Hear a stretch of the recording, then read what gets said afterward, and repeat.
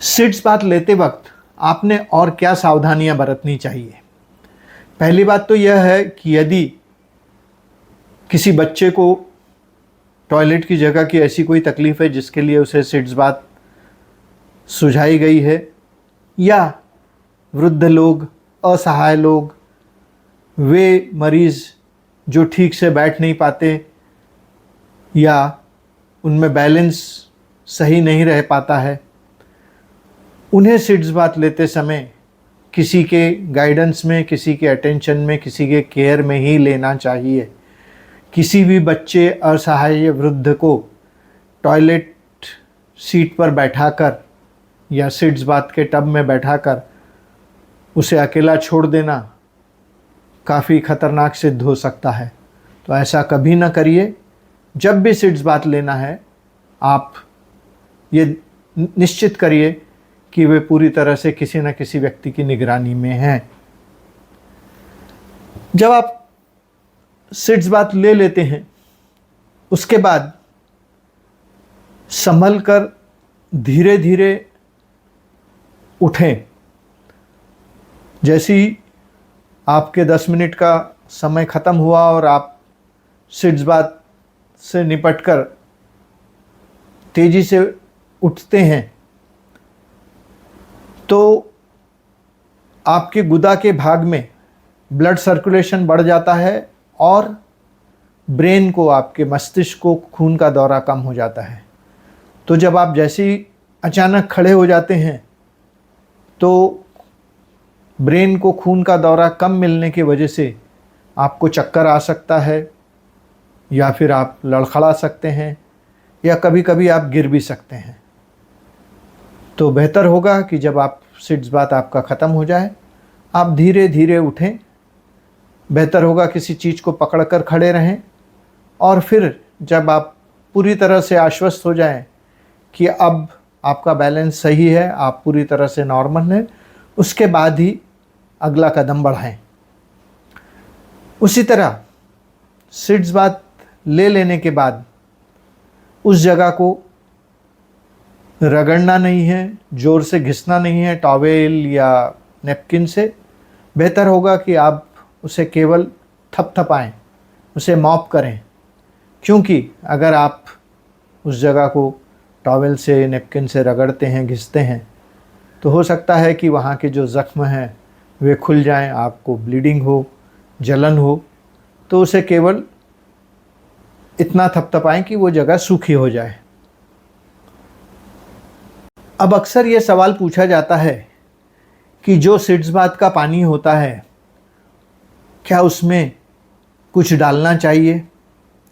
कई लोग हल्दी डालते हैं, बीटाडिन का सॉल्यूशन डालते हैं, नमक डालते हैं, एप्सम सॉल्ट डालते हैं, या अन्य और भी कई चीज़ें अलग अलग डॉक्टर रिकमेंड करते हैं। तो क्या आपने पानी में कुछ डालना चाहिए? मेरी राय तो यही है कि आप पानी में कुछ न डालें, क्योंकि गर्म पानी अपने आप में एक एंटीसेप्टिक का काम करता है, और जब आप ये सब चीज़ें पानी में डालते हैं तो इससे न केवल आपकी गुदा में वो दवा या इंग्रेडिएंट लगते हैं, बल्कि आपके आसपास की जो चमड़ी है, त्वचा है, उस पर भी उसका असर होता है। और हो सकता है कि आपकी त्वचा इनमें से किसी एक इंग्रेडिएंट के प्रति एलर्जिक हो, जिसकी वजह से आपको वहाँ पर कई तरह के एलर्जिक और एडवर्स रिएक्शन हो सकते हैं। तो मेरी राय मानिए कि सिट्स बात लेते समय पानी में कुछ मत डालिए, इससे आपको कोई विशेष फ़ायदा नहीं होता है। सिट्स बात ले चुकने के बाद आपने पानी फेंक कर आपके सिट्स बात के टब को अच्छी तरह से साफ़ करके यूँ रखना चाहिए ताकि वो पूरी तरह से ड्राई हो जाए। क्योंकि यदि आप उसमें पानी छोड़ देते हैं जो दूषित हो जाता है, कंटामिनेट हो जाता है, तो अगले बार जब आप सिट्स बात लेते हैं तो हो सकता है कि वह कंटामिनेटेड टब आप में कुछ बीमारियां इनवाइट कर दे। उसी तरह सीड्स बाथ के कुछ नुकसान भी हैं। सबसे बड़ा नुकसान तो यह है कि यदि आप पानी बहुत ज़्यादा गर्म लेते हैं तो वहाँ की त्वचा के जलने के या घावों में ब्लीडिंग होने के या घावों में अत्यधिक मात्रा में हाइपर ग्रैनुलेशन या मांस बढ़ जाने की समस्या आ सकती है। अक्सर देखा गया है कि कई मरीज ज़्यादा गर्म पानी लेने से ज़्यादा राहत महसूस करते हैं, जिसकी वजह से वह ज़्यादा गर्म पानी लेकर ज़्यादा देर तक बैठे रहते हैं, ज़्यादा बार सीड्स बाथ लेते हैं, मगर यह बिल्कुल अनुचित है, खतरनाक हो सकता है। दूसरा नुकसान सीड्स बाथ का यह है कि यदि आप उसमें कुछ डालते हैं इंग्रेडिएंट्स, कुछ सब्सटेंसेस, आप उनके प्रति एलर्जिक हो सकते हैं या वे आपके गुदा से एब्जॉर्ब होकर सोख ली जाती है और वह आपके सिस्टम में जा सकती है, जिससे भी आपको नुकसान हो सकता है।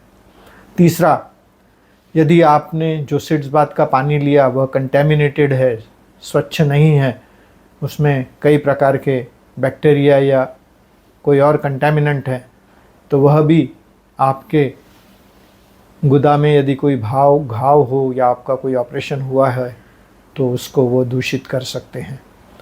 तो आपको पानी सही तापमान पर लेना है और जहाँ तक हो सके पानी में कुछ इंग्रेडिएंट्स डालने नहीं हैं। और तीसरा, यह सुनिश्चित करना है कि आपका पानी स्वच्छ हो, कंटेमिनेटेड ना हो। यदि आप नियमित रूप से सीड्स बाथ ले रहे हैं तो ये 5 चीज़ें आपने विशेष तौर पर ध्यान देनी है, जिसमें आपने सीड्स बाथ तुरंत बंद कर अपने डॉक्टर से कंसल्ट करना चाहिए।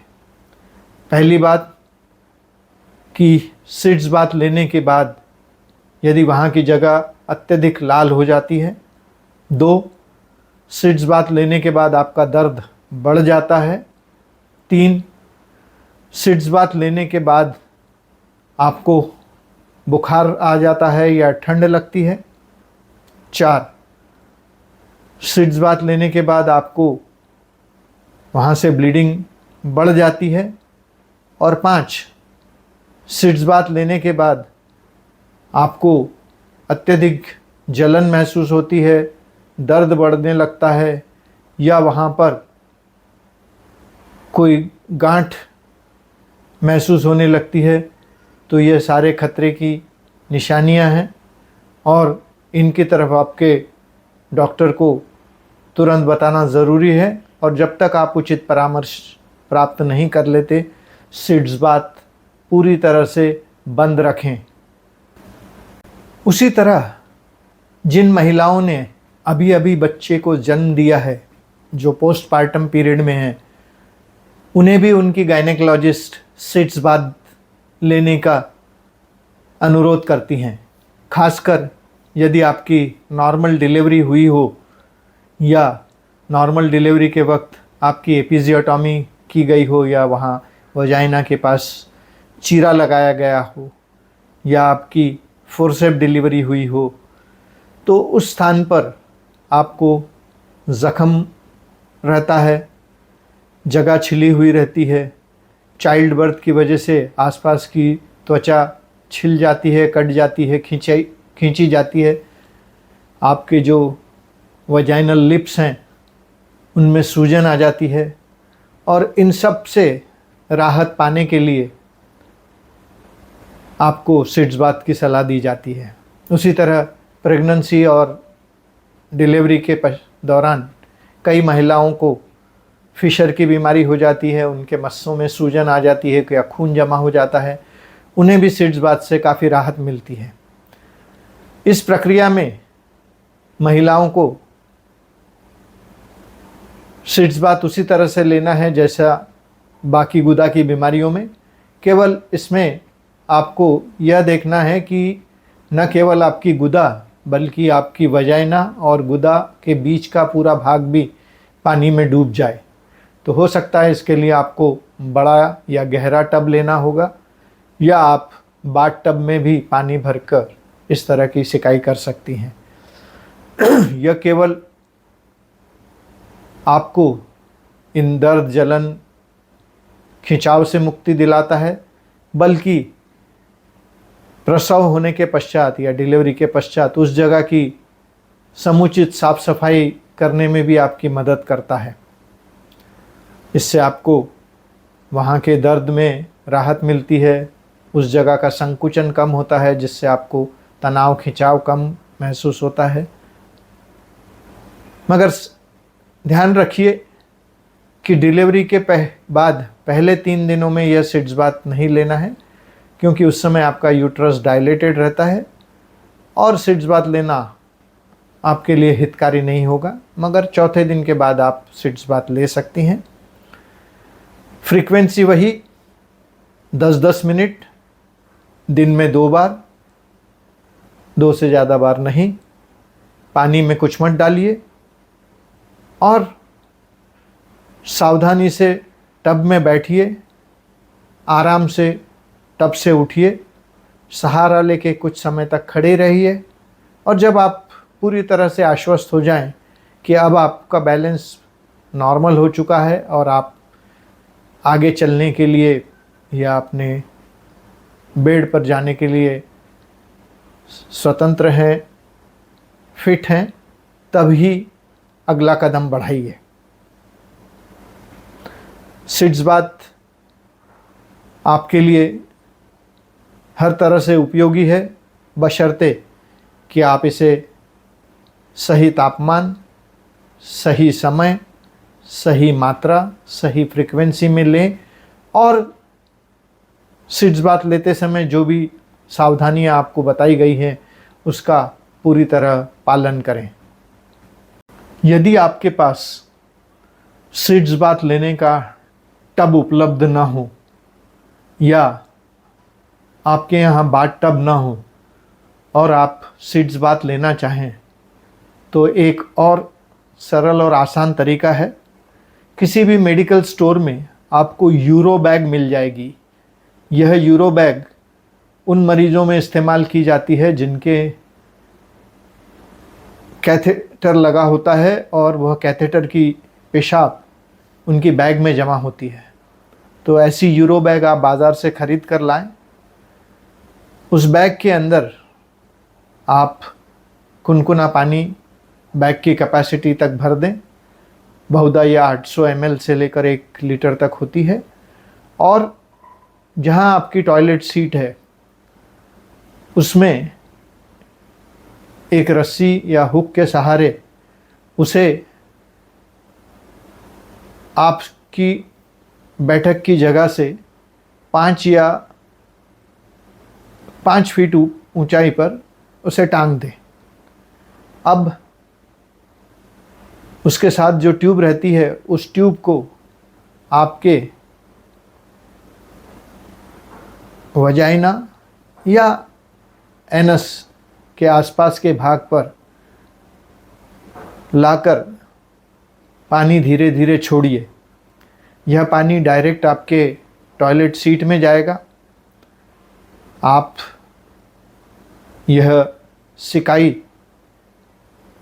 थोड़ा पाइप दबाकर रिलैक्स कर पानी को छोड़िए और यदि ज़रूरत हो तो यह बैग फिर से भी भरी जा सकती है।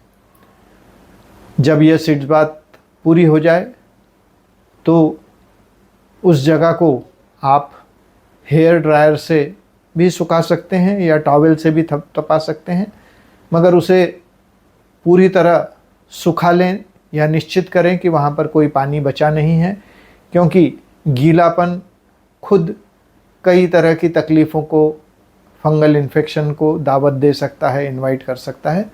सो सिट्स बाथ लेने के बाद वह भाग पूरी तरह से ड्राई हो जाना चाहिए।